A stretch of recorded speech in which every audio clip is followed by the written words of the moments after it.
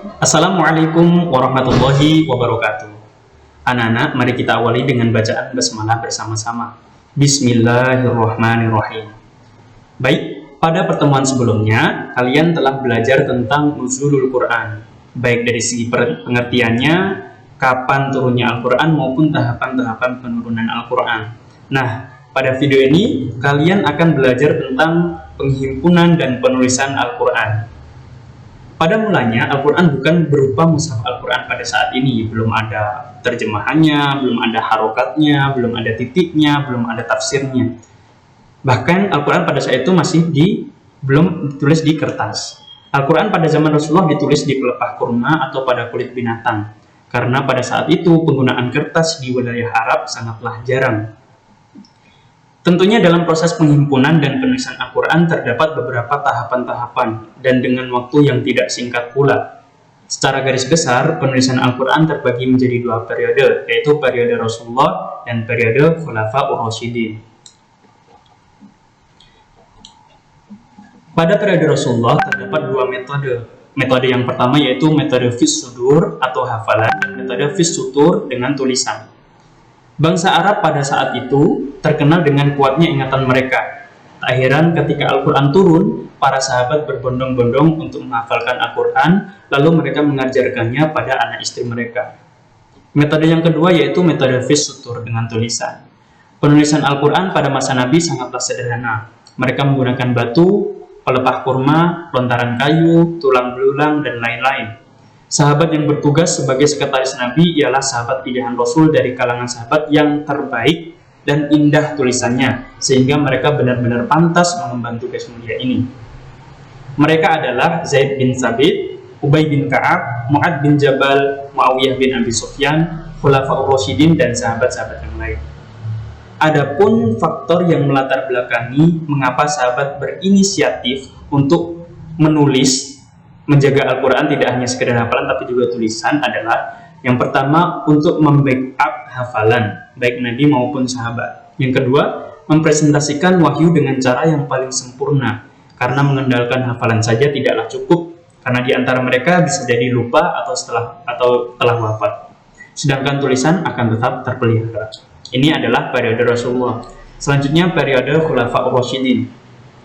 Latar belakang pengumpulannya adalah setelah wafatnya Rasulullah, pemegang jabatan tertinggi sebagai pengganti Nabi ialah Abu Bakar As-Siddiq radhiyallahu anhu.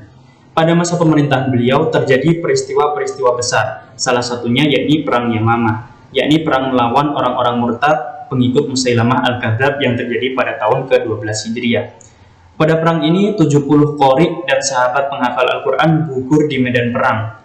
Melihat hal ini, Umar bin Khattab segera mengusulkan kepada Abu Bakar untuk menuliskan Al-Quran dalam satu mushaf. Pada awalnya Abu Bakar menolak usulan Umar dengan alasan ini tidak ada pada zaman Rasul. Bisa jadi ini bid'ah. Namun setelah mendapat desakan Umar dan setelah hatinya dilunakkan oleh Allah, akhirnya Abu Bakar menerima usulan tersebut. Beliau pun segera memanggil Zaid bin Thabit sebagai ketua panitia penulisan Al-Quran. Mengingat kedudukan Zaid yang mahir dalam bidang qiraat, pemahaman tulisan maupun kecerdasannya, dan hadirnya Zaid pada pembacaan Al-Quran yang terakhir kali oleh Rasulullah. Sebagaimana Abu Bakar, pada awalnya Zaid menolak perintah Abu Bakar. Akan tapi setelah mereka bertukar pendapat dan bermusyawarah, akhirnya Zaid menyetujui penulisan Al-Quran yang diperintahkan oleh Abu Bakar. Zaid pun memulai tugasnya dengan bersandar pada hafalan-hafalan dan tulisan-tulisan qurra dan penulis. Zaid sangat berhati-hati dan cermat dalam memilih dan menuliskan Al-Quran. Beliau tidak menerima sahabat yang hanya menyandarkan pada hafalan semata tanpa catatan. Abu Bakar adalah orang yang pertama kali mengumpulkan Al-Quran dalam satu mushaf. Setelah sebelumnya Al-Quran sekedar ditulis pada pelepah kurma, batu, tulang belulang, dan yang lainnya.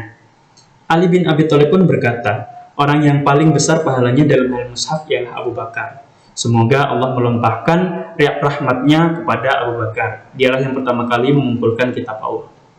Nah, setelah Abu Bakar wafat, suhuf-suhuf Al-Quran itu atau lembaran-lembaran Al-Quran itu disimpan oleh Khalifah Umar. Setelah Khalifah Umar wafat, mushaf itu disimpan di rumah Hafsah. Dari sinilah timbul pertanyaan besar. Mengapa tidak disimpan Utsman yang notabene khalifah pengganti Umar? Jawabannya ialah karena sebelum Umar wafat, beliau telah bermusyawarah dan menyerahkan mushaf tersebut kepada 6 orang sahabat. Jika Umar memberi pada salah satu sahabat, akan timbul interpretasi bahwa Umar memihak salah satu sahabat tersebut. Maka mushaf itu disimpan oleh Hafsah karena beliau adalah istri Nabi dan telah menghafal keseluruhan Al-Quran. Adapun periode Khulafaur Rasyidin masa Utsman bin Affan, latar belakang penulisannya adalah pada masa Utsman bin Affan, Islam tersebar luas hingga ke berbagai wilayah. Tentunya di setiap wilayah para penduduk mempelajari Al-Quran yang dikirim kepada mereka. Dan cara pembacaan Al-Quran terjadi perbedaan antara guru yang satu dengan guru yang lainnya. Apalagi ketika terjadi perkumpulan tentara baik dalam latihan maupun medan perang. Terjadi perbedaan pendapat yang mencolok sehingga tak jarang menimbulkan perpecahan. Bahkan saling mengkafirkan satu sama lain. Itu terjadi pada saat perang Armenia dan Azerbaijan. Melihat hal yang sangat memprihatinkan itu, sahabat Hudzaifah melapor kepada Khalifah Utsman bin Affan. Lalu mereka bersepakat untuk menyalin lembaran-lembaran Abu Bakar dalam satu mushaf untuk menyatukan umat Islam dengan bacaan yang tetap.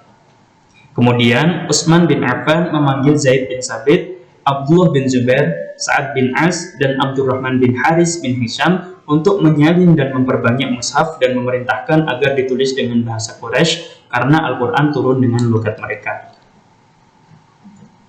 Nah, dalam penulisan Al-Quran pada masa Khalifah Utsman terdapat pedoman. Az-Zarqani mengemukakan pendapatnya tentang pedoman pelaksanaan tugas yang diemban oleh tim penulis Al-Quran, yakni yang pertama, tidak menuliskan sesuatu dalam mushaf kecuali diyakini bahwa itu benar ayat Al-Quran yang dibaca Nabi pada waktu pemeriksaan terakhir oleh Malaikat Jibril. Yang kedua, untuk menjamin ketujuh huruf turunnya Al-Quran, tulisan mushaf ini tanpa titik dan syakal. Lafaz yang dibaca dengan satu bacaan saja ditulis dengan bentuk unik, sedangkan lafaz yang dibaca dengan bermacam-macam bacaan ditulis dengan rasum yang berbeda-beda tiap mushaf. Yang keempat, ditetapkan menggunakan bahasa Quraisy karena Al-Quran diturunkan dengan bahasa Arab Quraisy. Dan yang terakhir, Utsman menetapkan kriteria penulisan sebagai berikut. Riwayatnya harus mutawatir bukan ahad. Yang kedua, mengabaikan ayat yang bacaannya dinasakh dan ayat tersebut tidak diyakini dibaca kembali di hadapan Nabi pada saat-saat terakhir. Yang terakhir, struktur suratnya seperti saat ini, berbeda dengan pada masa Abu Bakar, karena struktur surat pada saat ini sudah mengikuti struktur mushaf Utsmani. Nah, di antara dua periode tersebut, periode masa Abu Bakar dan Utsman bin Affan, terdapat perbedaan. Apa itu perbedaannya? Baik dari motivasinya maupun caranya. Yang pertama, pada masa Abu Bakar, motivasi penulisannya adalah khawatir sirnanya Al-Quran dengan syahidnya para hufaz pada perang Yamamah. Sedangkan motivasi pada masa Utsman adalah karena terjadinya berbagai perbedaan dan perselisihan dalam membaca Al-Quran. Adapun yang kedua, Abu Bakar melakukannya dengan mengumpulkan tulisan-tulisan Al-Quran yang terpencar pada pelepah kurma, batu, tulang belulang, dan lain-lain. Sedangkan Utsman bin Affan melakukannya dengan menyederhanakan tulisan mushaf pada satu huruf dan dari 7 huruf yang dengannya ditulislah Al-Quran. Nah, anak-anak, dari ditulisnya Al-Quran, dengan adanya penulisan Al-Quran tersebut, maka timbullah kemaslahatan yang besar di tengah-tengah kaum muslimin, di antaranya persatuan dan kesatuan, maupun kesepakatan bersama dan saling berkasih sayang. Sebaliknya, madarat yang besar pun bisa dihindari, yang diantaranya adalah perpecahan umat, perbedaan keyakinan, maupun tersebar luasnya kebencian dan permusuhan. Semua madarat ini, alhamdulillah, bisa dihindari karena adanya penulisan Al-Quran dan kesepakatan antara para sahabat.